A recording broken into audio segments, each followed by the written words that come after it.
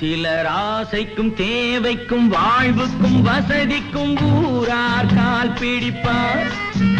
ஒரு மானமில்லை அதில் ஈனமில்லை, அவர் எப்போதும் கால் பிடிப்பார். எதிர்காலம் வரும் என் கடமை வரும், இந்த கூட்டத்தின் ஆட்டத்தை ஒழிப்பேன். பொது நீதியிலே புது பாதையிலே வரும் நல்லோர் முகத்திலே விழிப்பேன்.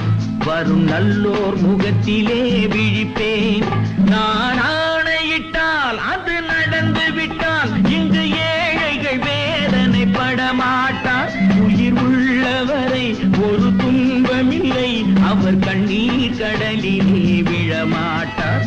அவர் கண்ணீர் கடலிலே விழமாட்டார்.